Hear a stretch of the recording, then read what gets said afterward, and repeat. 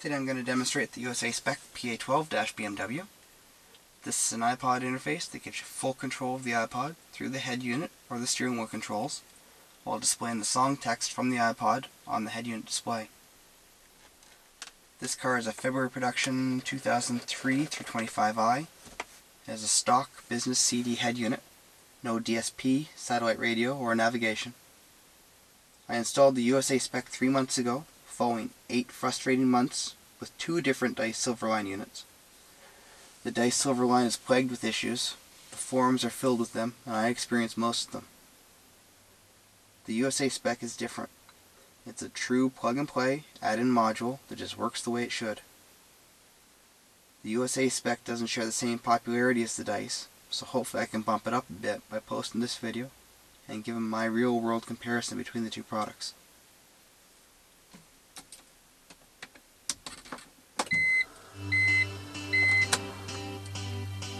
First thing you'll notice, the USA-Spec starts to play music right away, all the time. With the Dice, it's really hit or miss. You'll probably get a message displaying core not detected, or it'll hiss at you, or it'll switch to radio mode and not allow you to switch back to CD mode. If it does play music, sometimes it displays text, other times it doesn't display text.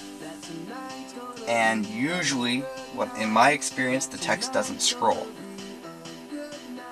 When the device isn't behaving properly, turning the radio off and back on can sometimes correct the situation. Other times you have to be a little more drastic and remove power from it.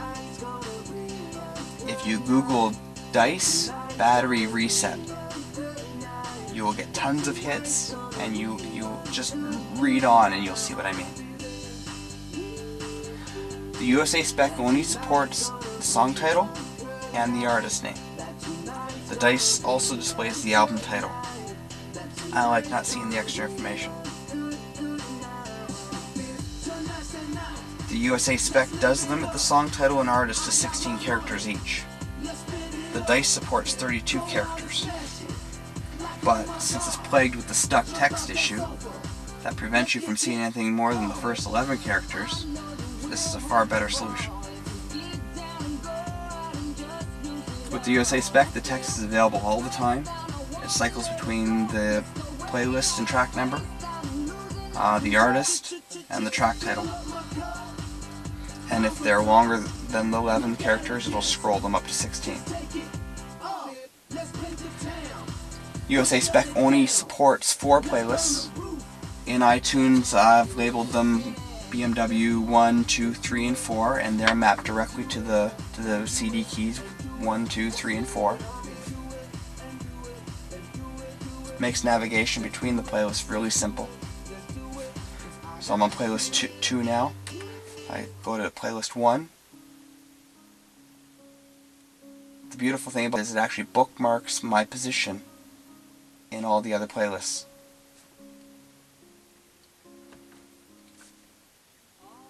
So as if I go to playlist 3, it will remember that the last song that I listened to in playlist 3 was song 10. It will start playing from there. The Dice Silverline doesn't do that.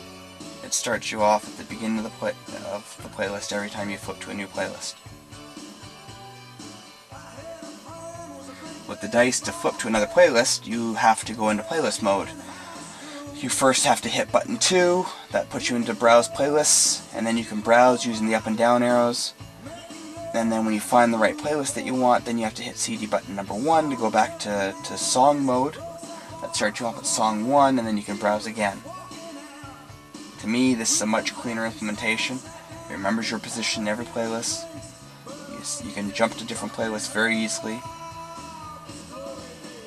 It's just a nice, clean way to implement the different buttons. Button 5 is not a playlist as such. It will play all the songs and all the playlists on the iPod. And then button 6 is reserved for the USA-Spec's hybrid mode, where you can browse the songs on the iPod through the scroll wheel and the buttons directly on the iPod. In that mode, it doesn't display the text on the head unit, And honestly, I don't touch the iPod, so I never use CD button 6. So if I go back to 2, you'll remember that the last song we were listening to in playlist 2